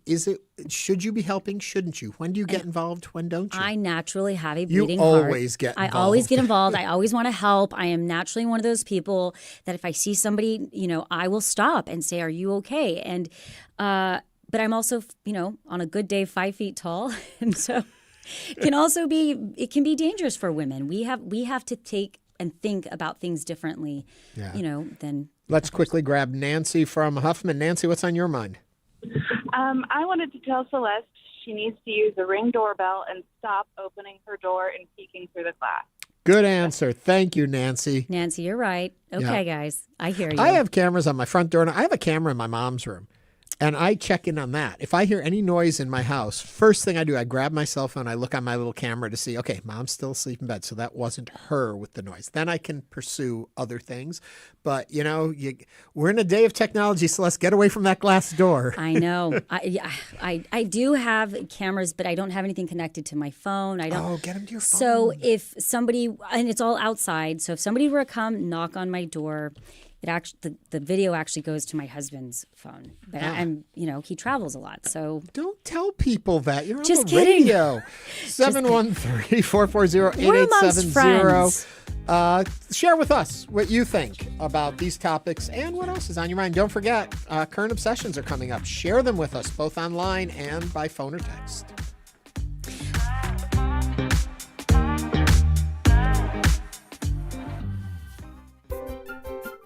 It's not just your car.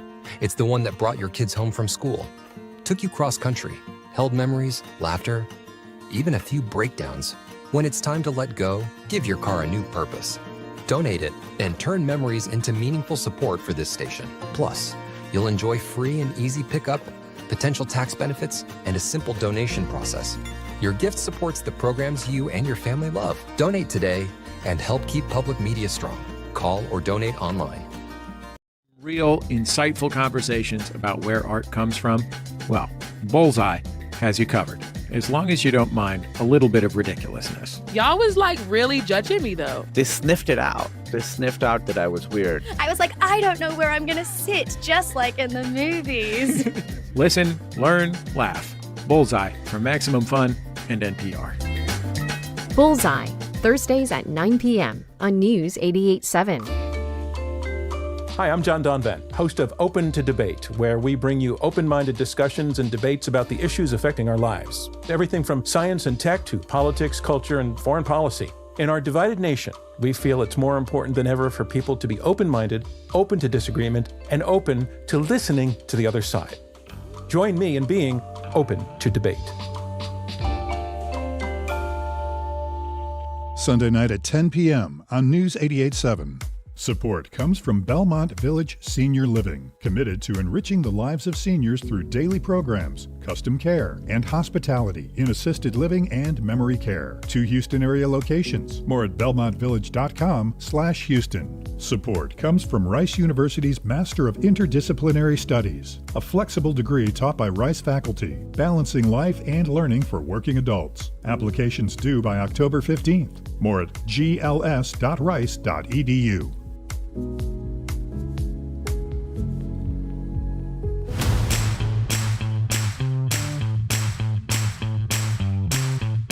And now back to Hello Houston. To comment on any of today's topics, call or text 713-440-8870 or email us at talk@hellohouston.org. Now here's Ernie Manous and Celeste Diaz-Sherman.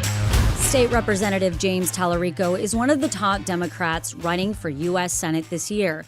Over the weekend, he faced off against Congresswoman Jasmine Crockett in their first primary debate, where candidates sparred over immigration enforcement, the economy, health care, and the future of the Democratic Party in Texas. Yesterday afternoon, Hello Houston spoke with State Representative James Talarico. We are speaking with State Representative James Talarico, who is running in the Democratic primary for U.S. Texas Senator. You know, I guess the first place to start with this is most observers would say if you're looking in the primary between you and Representative Crockett, there's very little that's different when it comes to the issues and where you stand on them. So what is your advice to voters on how to decide who to cast their vote for? Well, I have a lot of love and respect for Congresswoman Crockett. She and I served together in the State House, and so I'm hoping this can be a positive race about what we both bring to the table. And I think I bring something unique. I bring a history of winning these kinds of races. I first got elected to the State House by flipping a Trump district in a county that was so red it hadn't voted for a Democrat for president since Jimmy Carter. And I was told by the powers that be in the Democratic Party back then that the race was unwinnable, that flipping this Trump district was impossible. But my neighbors and I, we ran an aggressive, authentic, unorthodox campaign that brought people together. And on election night, we flipped that district with 51% of the vote. And it was because I was able to build a big coalition. I was able to inspire Democrats to get off the couch and show up to vote. I was able to bring in new voters, particularly young voters who were excited to see a young candidate running. And then I was able to peel people off from the middle and even from the right to build a big tent. And that's what's needed in this race. We have to win in November, because if we don't win, we can't help people. And I've seen the consequences of losing elections up close in the Texas legislature, and I'm tired of losing at the ballot box. I think that skill set of flipping seats and winning difficult races is something that I bring that's unique to this primary fight. But, you know, Representative Talarico, respectfully, based on your voting record, many would describe you as a progressive Democrat. You have been vocal about public education, healthcare access, and pushing forward democratic reform. You've also voted against certain Republican fiscal and social policies. In Texas, we've seen Democrats labeled as moderate still lose statewide races to conservative Republicans. What do you think explains that pattern? And what do you think your approach is going to be to actually break through a very red line? The first words out of my mouth on this campaign were, the real fight in this country is not left versus right, it's top versus bottom. And so I don't really see politics anymore on a left to right spectrum. And I don't think most Texans see politics that way anymore. There are a handful of billionaires who run our government, who run our economy, who run our country. And we need someone with experience going toe-to-toe with those billionaire mega donors. Y'all know that in the Texas legislature, I took on Tim Dunn and Ferris Wilks and Betsy DeVos and Jeff Yass, the billionaires who were trying to dismantle public education in this state. And now those billionaires are pushing the same agenda at the federal level. They're pushing a federal voucher scam that's going to defund our schools. They're gutting the Department of Education. We saw that with Elon Musk, the richest man in the world, who was destroying our government from within and destroying programs that help working people. And so I have a history of taking on that kind of corruption. And in this campaign, I have outlined a comprehensive anti-corruption agenda to ban corporate PACs, to ban super PACs, to ban members of Congress from trading stocks and enriching themselves. We have to get big money out of our politics if we're going to have a government of, by, and for the people again. And I'm the only candidate in this race that doesn't take corporate PAC money. I have never taken corporate PAC money. And And it's not saying that I'm not trapped in a broken political system like everybody else, but I've at least tried to take steps to limit that influence in my office. And I have proposed measures at the state level and now at the federal level that could get big money out of our politics once and for all. You know, I appreciate most of your funding is small donations, $100 or less. There was a report in Politico that you'd taken some funding from Miriam Adelson. Yeah, and that's incorrect. It is incorrect. I've never taken a donation from Miriam Adelson. I don't know Miriam Adelson. Why do you think don't plan on getting? Why is that out there? Because I support legalized gambling in Texas. I think it's good public policy, and most Texans agree with me. We are losing business to Oklahoma and to Louisiana that we could be bringing back to Texas and then taxing those industries to fund our neighborhood schools. Texas ranks 43rd in the nation in per student education funding. We have teachers driving Ubers at night because they don't earn enough on the job. And so legalizing gambling in Texas and taxing that industry would bring in desperately needed tax revenue into our public schools. And so I think that's where folks make that connection. Well, and you are a former school teacher. That's right. So what do you think about the Department of Education being abolished?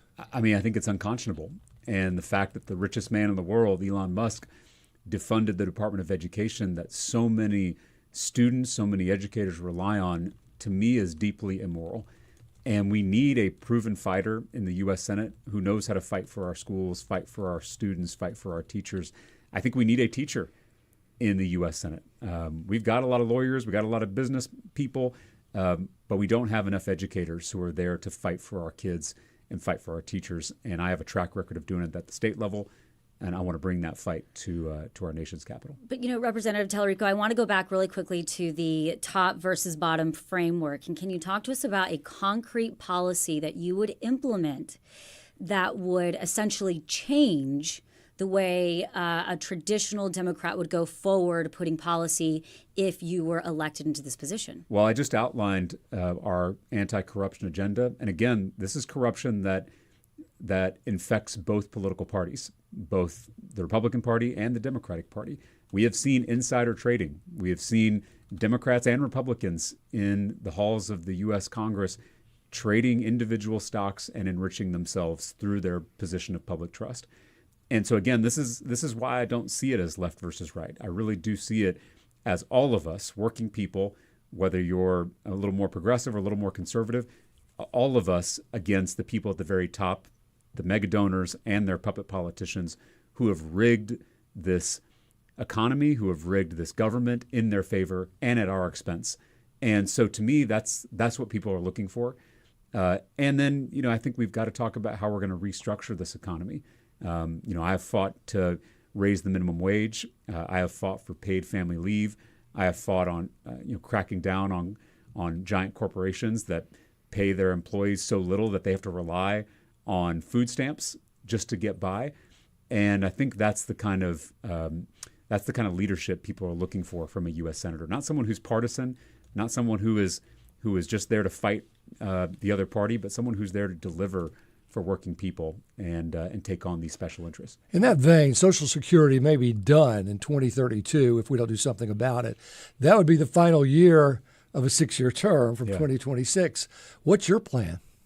Yeah, we have constantly seen Social Security and Medicare attacked by the current leadership in Washington, D.C., all while those same Republicans gave $3 trillion in tax cuts to the wealthiest Americans through the Trump tax cuts.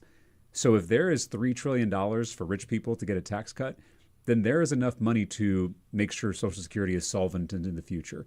There's enough money to ensure everyone has access to good quality public schools, has access to basic health care. You know, whenever you talk about things like Social Security or healthcare education, you'll hear this refrain that there's not enough money. But clearly there is enough money because they are giving it away to the richest 1%. And that's a population that doesn't need any help. So again, we have got to take back control of our government and make sure that it works for all of us and not just the billionaires who give money to politicians and are able to rig the rules in their own favor.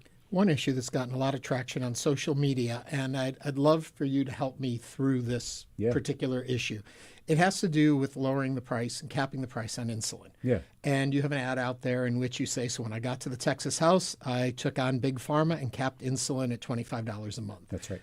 Senator Kolkhorst came out and said respectfully, she wanted to set the record straight that it was Republicans that did it, not you, and that she puts in her post a track of how it went from the Senate to the House and how it got voted in. Yeah. Can you help me see through this? Yeah, if you read the Texas Tribune's story about this commentary from Republican Senator Kolkhorst, you will see text messages between the senator and I where I brought the issue of capping insulin to her way before she ever filed a bill. And then she responded thanking me for bringing this to her attention and working with her on this issue. And then I publicly thanked Senator Kolkhorst for helping me cap the cost of insulin. And I'm thankful to all the members of the legislature who helped me with this issue.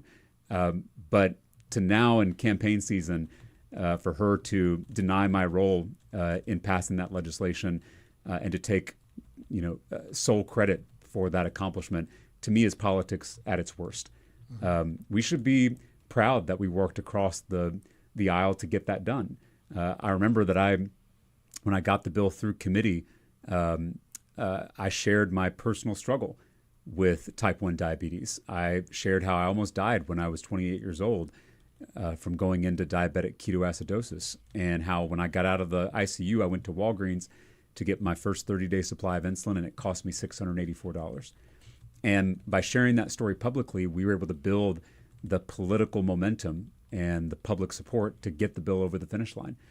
And so I was able to get it through committee. I was able to get it through the calendars committee and onto the floor, and was a sponsor of that Senate bill.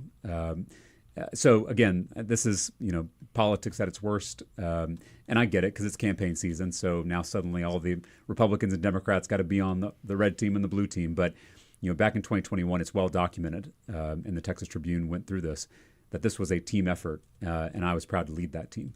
Does it encourage you that she's attacking at this point in the campaign? Does that tell you they see you as a threat? I think so, and I think these kind of attacks are going to be coming, in this race, and I'm going to be ready to defend my record. I'm going to defend this people-powered campaign because it is a threat to the people in power. It's a threat to their donors. It's a threat to their extremism and their corruption. And I take that as a badge of honor. Well, along those lines, there's some chatter that your opponent in this particular run right now is going to come after you, and maybe not in such a nice way. Well, I read that report too, and I hope it's not true. I have called Congresswoman Crockett a friend. I've called her a colleague and a leader.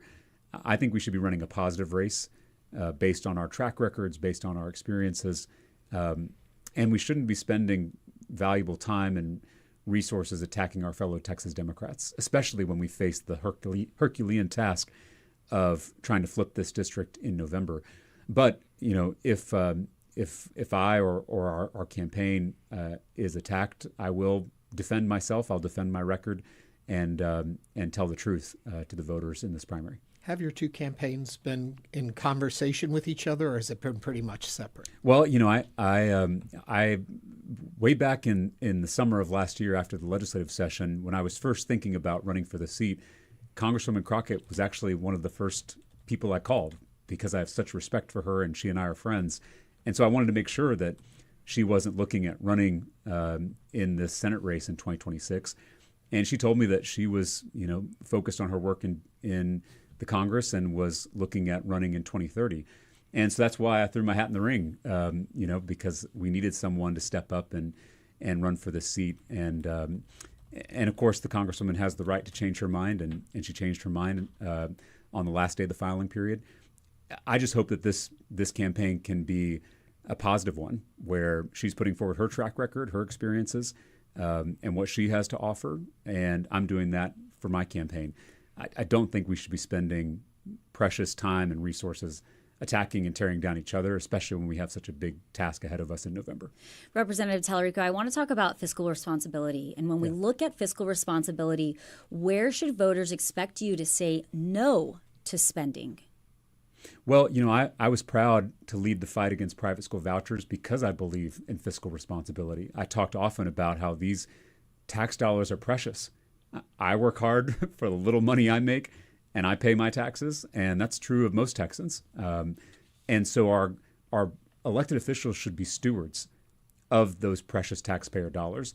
And so when I see here at the state level politicians giving those tax dollars to wealthy parents who already have their kids in private school, it makes me mad. When I see lawmakers at the federal level giving tax cuts to very wealthy people in the top 1%, that makes me mad.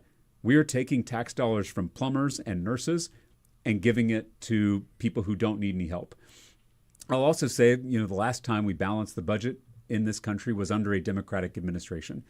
And I think the track record is very clear that when you have elected leaders who are responsive to the people, we are much more careful with our taxpayer funds. And I think we should all, regardless of our party, speak out when we see the waste and the abuse of our precious resources, like what we saw in the Trump tax cuts. As we sit here right now, once again, what's looming is a government shutdown. Yeah. When do you think it's appropriate to shut down the government? Well, I think the majority is the only one that can keep the government open. If they need support from the minority, they should give something in exchange. That is how our representative democracy is supposed to work. And so I think it's very reasonable for Democrats, when they're in the minority, to ask for something in exchange for their vote to keep the government running. And so far, the Democrats in Congress have asked for very reasonable things, not jacking up healthcare premiums for millions of Texans, and basic accountability for ICE. We saw just over the past month that ICE shot a mom in the face. ICE kidnapped a 5-year-old boy, Liam Ramos, and brought him here to Texas. ICE shot a man in the back, killing him on our own streets in broad daylight over the weekend. And so asking for basic accountability for this agency, to me, is the bare minimum that we should be requesting from the executive branch. And I think withholding our vote on keeping the government open is a very reasonable thing to do in the face of this kind of extremism and corruption. What do you say to a Texan who is thinking, this guy sounds great, but he's going against big money, big politics? You said it yourself, Herculean type system. He will never win in the state of Texas. I don't think you should believe anything a politician says. I think you should look at what a politician has done. And I've won races like this. I was written off as a candidate in Williamson County. I was the underdog in that race. And I was able to go to all of my neighbors, Democrats, Independents, and Republicans alike, and I was able to earn their trust, earn their respect, and earn their support. We didn't agree on everything. I don't agree with anyone on anything. I doubt I agree with any of you on 100% of the issues. But I do make 3 simple promises to voters. 1, I will always listen to you. I'll always be accessible to you. 2, I will always tell you the truth, even when it's uncomfortable, even when it's unpleasant. And 3, I will always fight for you, even if you don't vote for me. And that was enough to earn the majority of the vote in Williamson County. I think I proved to my neighbors that I was their champion in the Texas Capitol. It's why I got reelected and why I was named one of the top 10 legislators by Texas Monthly Magazine. And that is the promise I'm now making to voters across Texas. It's why I'm going to every corner of this state to earn their trust, earn their respect.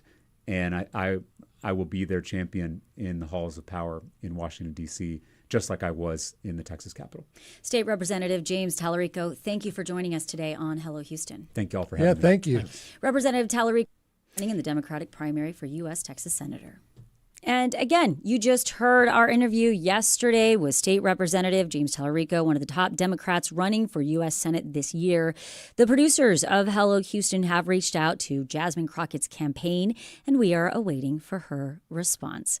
Coming up next, we have our current obsessions ready, and we cannot wait to hear yours. Stay with us as Hello Houston continues.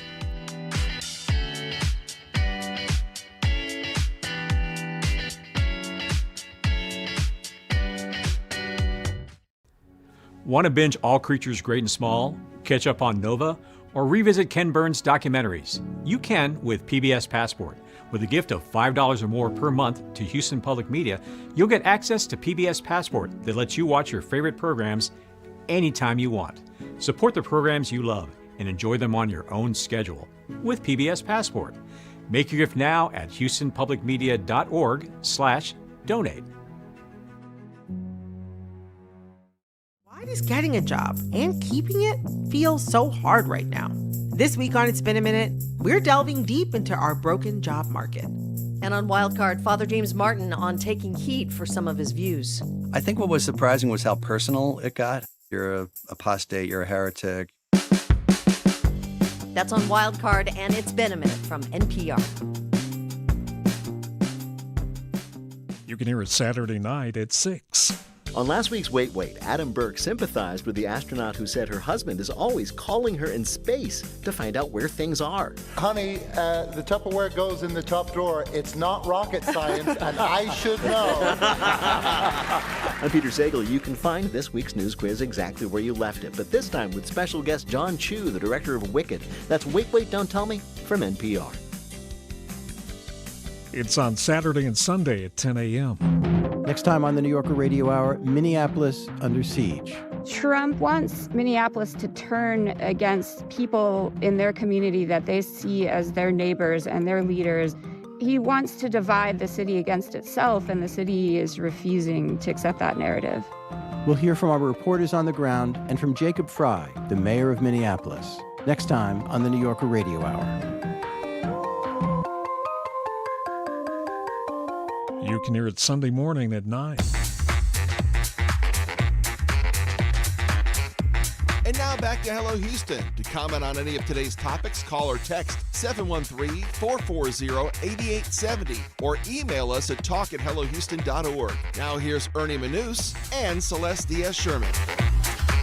It's that time. It's that time. Time for our current obsessions. I'm kind of obsessed with James Talarico and Jasmine Crockett. Yeah. I'm kind of obsessed with this whole race because we've said this. I know I jumped on where you were going with this, but before we moved away from it. 1 second, we would jump into your current obsession. But that's not really it. It's just that we just wrapped that segment, and I think it's important that people know we do have great candidates, and make sure you vote. Sorry.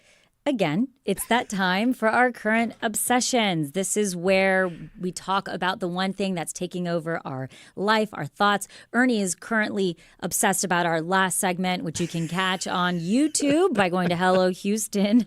I guess you can go to YouTube and looking up Hello Houston, James Talarico. Again, we did reach out to Jasmine Crockett to see when we can have her on to get her latest interview. Yeah. So that being said, we can move into our real obsessions.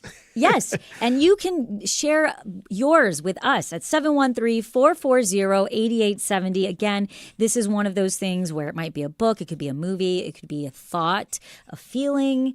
Right now, the top trending item on X is the new season of Bridgerton. Are you keeping up with Bridgerton? No. I watched season 1 because, all love and all that Downton Abbey stuff and all that. Yeah. I watched season 1. I liked it.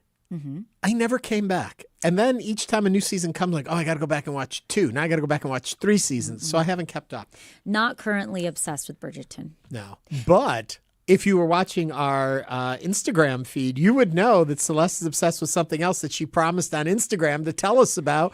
What are you obsessed with? I am obsessed with Lady Pancake and Sir French Toast. It is a children's book.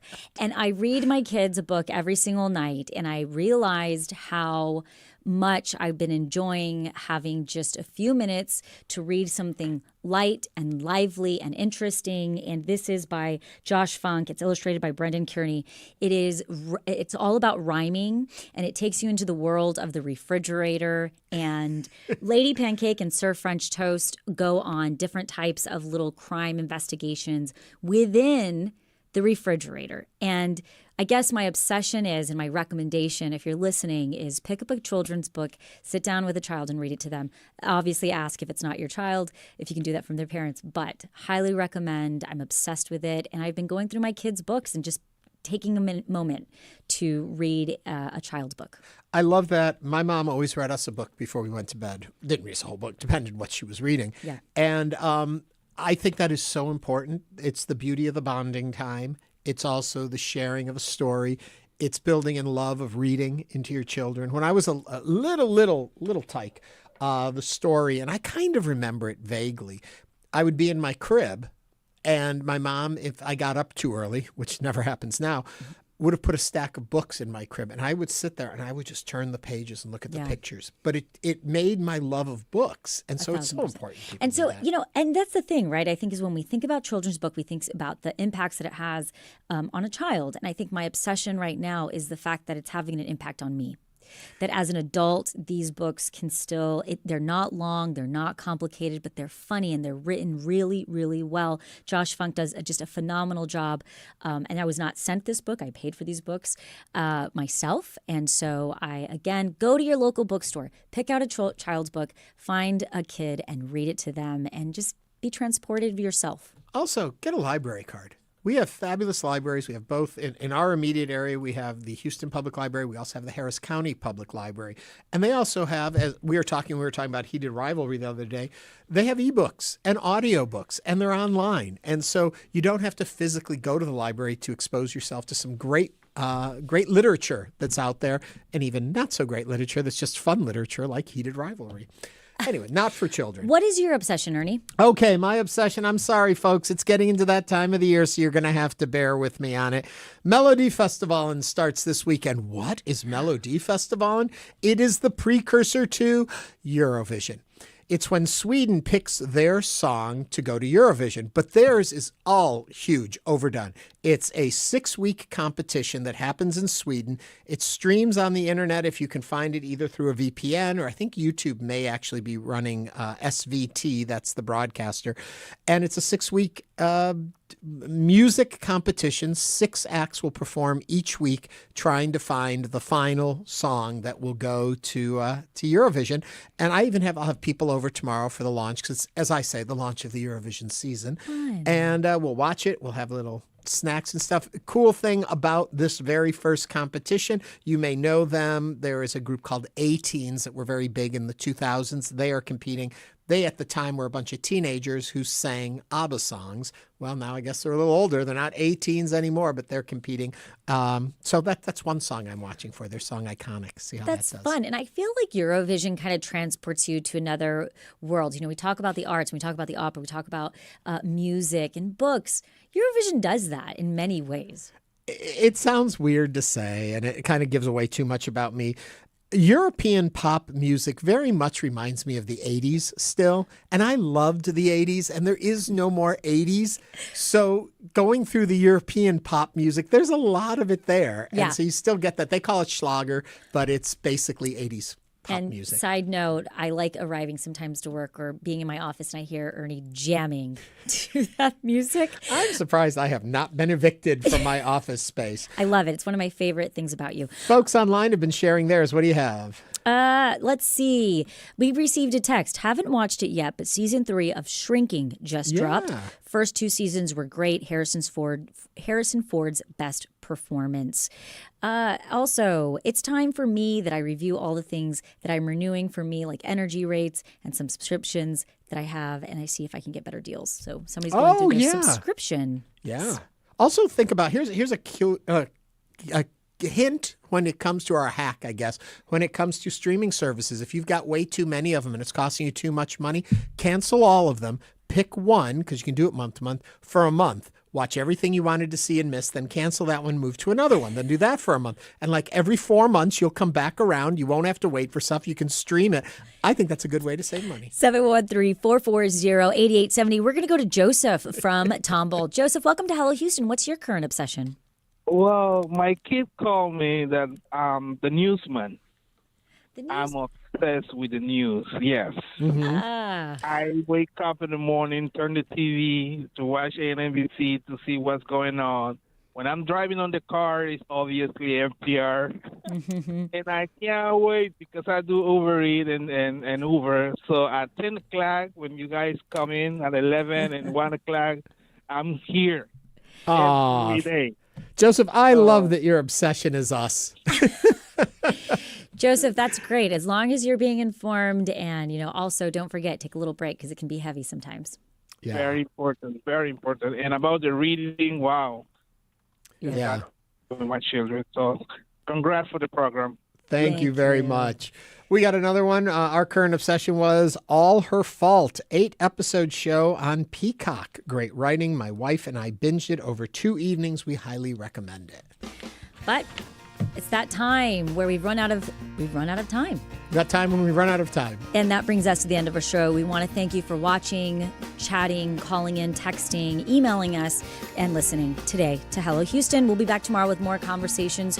Tomorrow, we're going to revisit a conversation that we had with Amanda Edwards and Christian Menifee. This is News 887. Have a great day.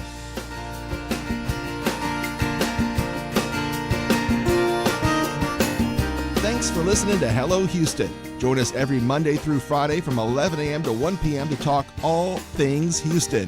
The Hello Houston production team includes Garrett Bowman, William Menjivar, Jen Altide, Todd Holslander, and Jim Kovacic. For the latest in local news, subscribe to the Hello Houston daily newsletter at houstonpublicmedia.org. Hello Houston is a production of Houston Public Media. The opinions expressed by the guests of this program are solely their own and do not represent the views of management, staff, or underwriters of Houston Public Media. This is News 88.7. Doom scrolling. Let's break that habit, folks. I'm Aisha Roscoe, host of Weekend Edition Sunday, where if you want to know what's going on in the world and why it matters, all you have to